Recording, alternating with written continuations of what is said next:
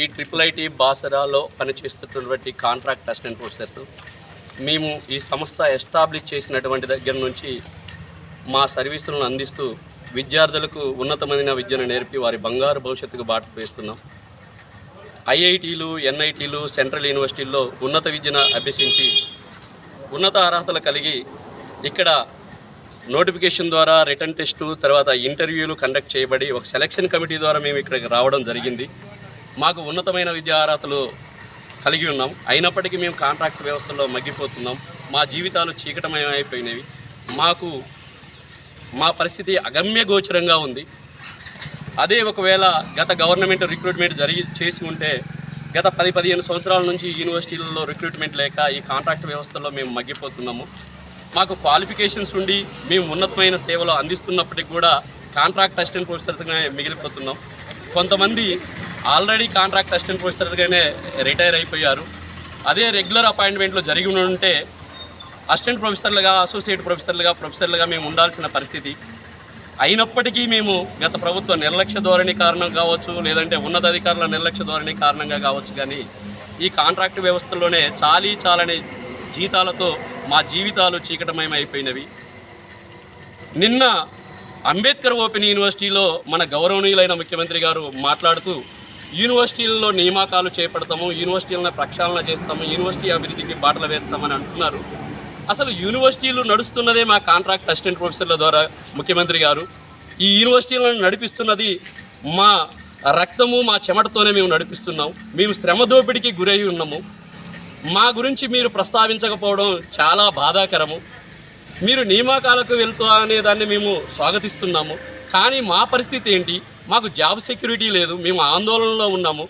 మా రిక్వెస్ట్ ఏంటంటే ఈ ప్రెస్ మీట్ ద్వారా మాకు ఒక గౌరవప్రదమైన జీతంనిచ్చి జీవితాన్ని ప్రసాదించమని మేము మీకు విజ్ఞప్తి చేస్తున్నాము. ఆ రిక్వెస్ట్ ఏంటంటే యూజీసీ పే స్కేల్ ఏదైతే ఉన్నదో బేసిక్ ప్లస్ డిఏ ప్లస్ హెచ్ఆర్ఏతో కూడినటువంటి జీతంనిచ్చి మాకు సెక్యూరిటీ ప్రొవైడ్ చేయమని మీకు విజ్ఞప్తి చేస్తున్నాము. దయచేసి మా విజ్ఞప్తిని మన్నించండి. అలా కాకుండా మీరు నియామకాలు చేపడతాము, మా సమస్యను గాలికి వదిలేస్తామని అంటే మేము చాలా ఆందోళనలో ఉన్నాము. అన్ని యూనివర్సిటీల్లో కూడా ఇలాంటి ఆందోళనలే ఉన్నాము.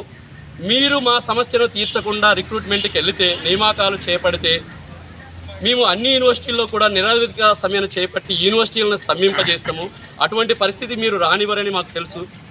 మీ పైన మాకు సంపూర్ణమైన నమ్మకము, విశ్వాసము ఉన్నవి. దయచేసి మా పరిస్థితిని అర్థం చేసుకొని మాకు న్యాయం చేయాలని, ఒక సెక్యూరిటీతో కూడినటువంటి గౌరవప్రదమైన జీతం మాకు ఇవ్వమని అడుగుతున్నాము. మేము ఎందుకు అడుగుతున్నామంటే ఇది న్యాయబద్ధమైన డిమాండే. సుప్రీంకోర్టు ఏం చెప్పిందంటే ఈక్వల్ వర్క్ ఈక్వల్ పే అనే ఒక జడ్జిమెంట్ ఆల్రెడీ ఉన్నది. మేము అడిగేది కూడా అదే సార్. మాకు శ్రమ దోపిడీ కాకుండా మీ ప్రజాప్రభుత్వం ప్రజాపాలనను అందించి మాకు న్యాయం చేయాలని ఈ ప్రెస్ మీట్. మేము ట్రిపుల్ ఐటీలో గత దాదాపు 15 ఏళ్ళ నుంచి చేస్తున్న అధ్యాపకులము.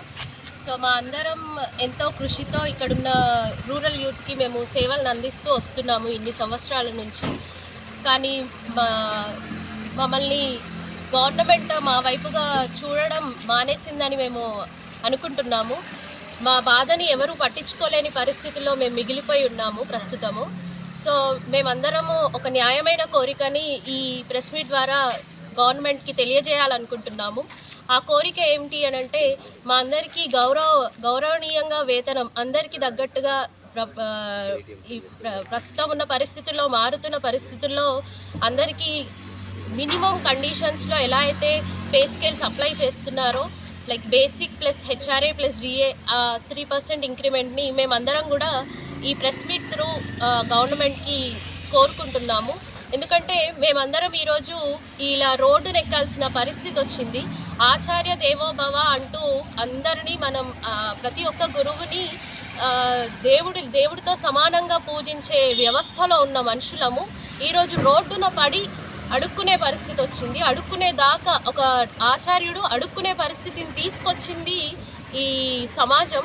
కనుక ఆ పరిస్థితిని ముందు తిరగరాసి మాకు న్యాయం చేయాలని, మా అందరి కృషికి సమాన వేతనం సమాన పని అనే నినాదానికి, కృషికి మా అందరికీ ఒక దారి చూపించాలని మేము ఈ ప్రెస్ మీట్ త్రూ గవర్నమెంట్ని కోరుకుంటున్నాము.